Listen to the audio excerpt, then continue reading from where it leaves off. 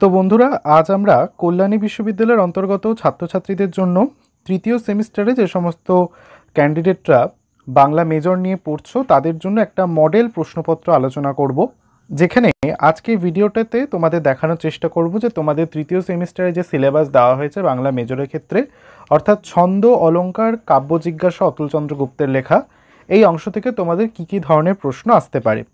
তো তোমাদের সামনে এখন দেখতে পাচ্ছ লেখা রয়েছে 2024 বাংলা মেজর এনইবি পদ্ধতি অনুযায়ী নতুন পাঠ্যক্রম তৃতীয় সেমিস্টার, যার কোর্স কোড তোমাদের রয়েছে BENG CC 301, ছন্দ, অলঙ্কার, কাব্য জিজ্ঞাসা অতুলচন্দ্র গুপ্তের লেখা। তোমাদের পূর্ণমান তোমরা জানো সকলে যে তোমাদের 60 নম্বরের লিখিত পরীক্ষা হবে, যেখানে তোমাদের 2 ঘন্টা 30 মিনিট সময় দেওয়া হচ্ছে।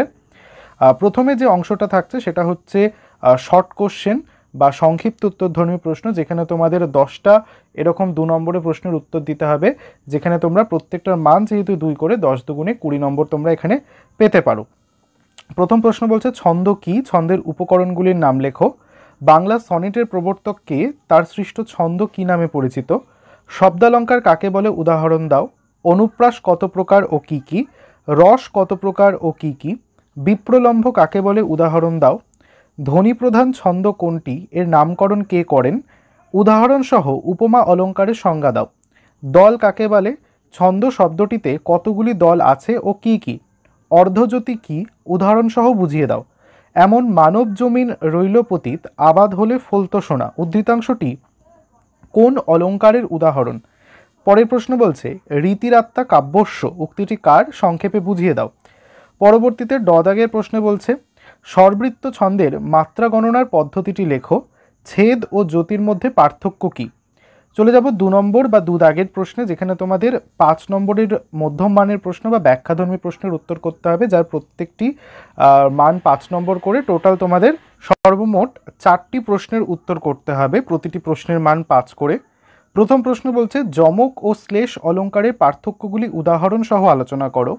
দ্বিতীয় প্রশ্ন, মরিতে চাহি না আমি সুন্দর ভুবনে, মানবের মাঝে আমি বাঁচিবারে চাই। এই যে সুন্দর কোট লাইনটি দিয়েছে তার ছন্দলিপি নির্ণয় করো। এরপর রয়েছে যে কোনো টিকা লেখো 2টি, বক্রোক্তি, যমক, অনুপ্রাস এবং উপমা। তারপরে প্রশ্ন বলছে, কাব্যরসের আধার কাব্যও নয় কবিও নয়, সহৃদয় কাব্যপাঠকের মন, উক্তিটির তাৎপর্য বিশ্লেষণ করো। 5 নম্বর বা উমদাগের প্রশ্ন বলছে, বাংলা ছন্দের শোষণ শক্তি উদাহরণ সহ আলোচনা করো। এবং 6 দাগের প্রশ্নে বলছে, বাজে পূরবীর ছন্দে রবির শেষ রাগিনীর বীণ, অলঙ্কার নির্ণয় করো।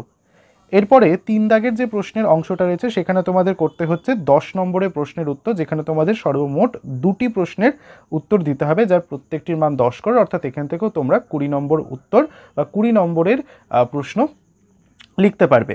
যেখানে প্রথম প্রশ্ন বলছে, দলবৃত্ত ছন্দ কাকে বলে? এই ছন্দের বৈশিষ্ট্যগুলি উপযুক্ত উদাহরণ সহ আলোচনা করো। খ দাগের প্রশ্ন বলছে, বক্রোক্তি অলঙ্কারের সংজ্ঞা লেখো, শ্রেণীবিভাগ সহ প্রত্যেক বিভাগের উদাহরণ দাও। গ দাগের প্রশ্ন বলছে, অলঙ্কার বাদ কাব্যং গ্রাহ্যমালঙ্কারাৎ ব্যাখ্যা করো। ঘ দাগের প্রশ্ন বলছে, শৃঙ্গার, হাস্য প্রভৃতি 9টি রসের পরিচয় দাও। এইভাবে তোমাদের প্রত্যেকটি কিন্তু প্রশ্নের উত্তর তোমাদের পরীক্ষার খাতায় করতে হবে, যেখানে আমি আজকে তোমাদের একটা মডেল প্রশ্নপত্র নিয়ে আলোচনা করলাম যে তোমাদের কিভাবে বা কেমন ধরনের প্রশ্ন ছন্দ অলঙ্কার অংশ থেকে 3rd সেমিস্টারে ছাত্রছাত্রীদের জন্য আসতে পারে। এই আলোচনা তাহলে তোমাদের কেমন লাগলো এবং মডেল প্রশ্নপত্রটা তোমাদের কত প্রশ্ন রেডি আছে সেগুলো কিন্তু জানাতে ভুলবে না, কোন কোন প্রশ্নগুলো। দেখা হচ্ছে পরের ভিডিওটিতে। সকলে ভালো থেকো, টাটা।